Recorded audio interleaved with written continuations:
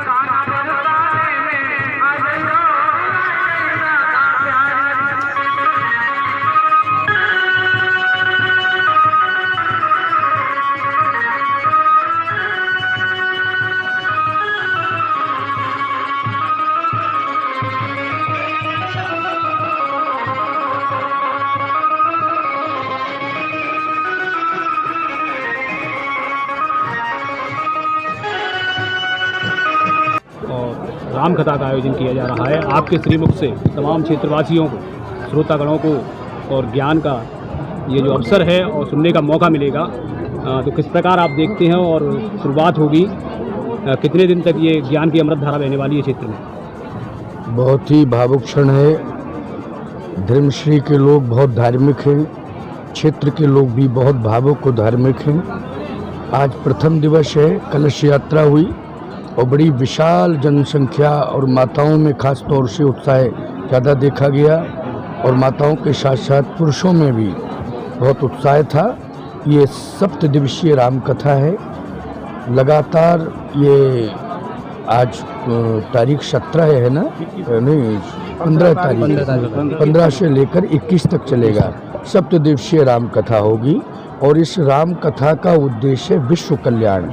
जो एक अशांति और महामारी, अनेक प्रकार के रोग बीमारियां जो आज इधर उधर से आक्रमण कर रहे हैं, उसके बचाव के लिए भारत ने ये आध्यात्मिक अनुष्ठान किया है। और भारतवर्ष में उत्तर प्रदेश के अंतर्गत ये जिला आगरा में ग्राम धिमिश्री में ये आयोजन किया गया है। इस कथा से भगवान को प्रसन्न करना, हनुमान जी को प्रसन्न करना है। वो हनुमान जी अगर प्रसन्न हो जाएंगे तो जितने प्रकार के रोग हैं वो सारे रोग दूर हो जाएंगे। ना से रोग हरे सब पीरा, जपत निरंतर हनुमत बीरा। संकट ते हनुमान छुड़ावे, मन क्रम वचन ध्यान जो लाभ है। हम लोगों के पास कोई और चारा नहीं हनुमान जी को प्रसन्न करने के अलावा, और राम कथा से ही हनुमान जी प्रसन्न होते हैं। लड्डू पेड़ा खिलाए कोई तो इतने ज़्यादा प्रसन्न नहीं होते हैं, ये भावना है।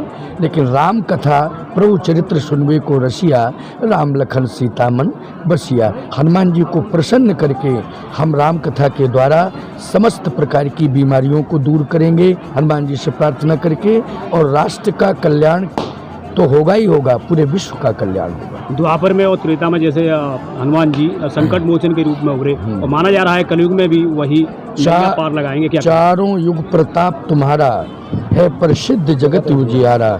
चारों युगों में हनुमान जी का प्रभाव है। सतयुग में जितना प्रभाव उतना ही त्रेता में, उतना ही द्वापर में, उतना ही कलयुग में। हनुमान जी का चारों युगों में पूर्ण वर्चस्व है। कलयुग में तो प्रधान देवता के रूप में हनुमान जी आते हैं। समस्त देवता उन्हीं को अपनी शक्ति प्रदान कर चुके हैं। कलिकाल में जितने भी देवता थे सबने हनुमान जी को ही कलयुग में शक्ति प्रदान की है कि आप संभालेंगे, हम सबकी शक्तियाँ इस घोर कलिकाल में आपके साथ हैं। श्रोतागणों के लिए क्या संदेश रहेगा मीडिया के माध्यम से, जिससे कि ज़्यादा से ज़्यादा श्रोतागण यहाँ पर रामकथा सुनने के लिए आए? वैसे तो मुझे विश्वास है कि जैसे कलश यात्रा में जो जन समुदाय हुआ उसके अनुसार यहाँ भीड़ अपार होगी, और हृदय परिवर्तन कथा के द्वारा जन समुदाय में हृदय परिवर्तन कराकर एक सुंदर वातावरण गांव-गांव में पैदा करना। क्योंकि हमारे पास एक सबसे बड़ी समस्या ये है, और हमारे समाज में भी ये समस्या है, वैचारिक प्रदूषण फैल रहा है।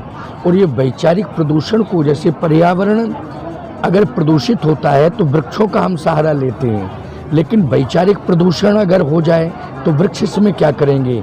वैचारिक प्रदूषण को दूर करने के लिए राम कथा रूपी कल्प वृक्ष की ज़रूरत है। उसी कल्प वृक्ष से हम लोग सुंदर विचारों को स्वच्छ कर सकते हैं, और वैचारिक पर्यावरण को हम समाज तक पहुंचा सकते हैं।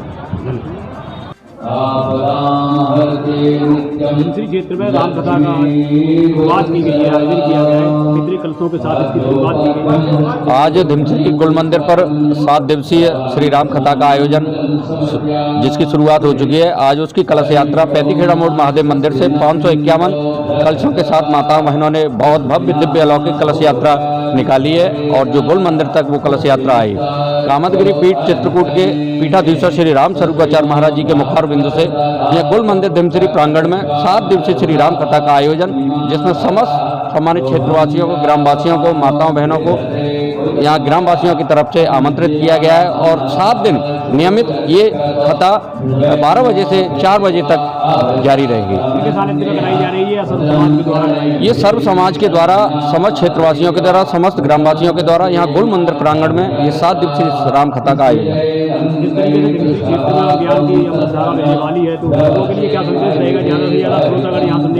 देखिए, ये कामदगिरी पीठ चित्रकूट, जहाँ हमारे श्री रामचंद्र जी के भरत मिलाप हुआ था, वहीं के ये महाराज जी पीठाधीश्वर हैं। तो मैं समझता हूँ निश्चित तौर पर हमारे क्षेत्र का ये ऐतिहासिक श्री राम कथा होने जा रही है, और सभी क्षेत्रवासियों से, श्रोतागणों से हम निवेदन करना चाहेंगे कि यहाँ ज़्यादा से ज़्यादा संख्या में आएँ और धर्म लाभ लें।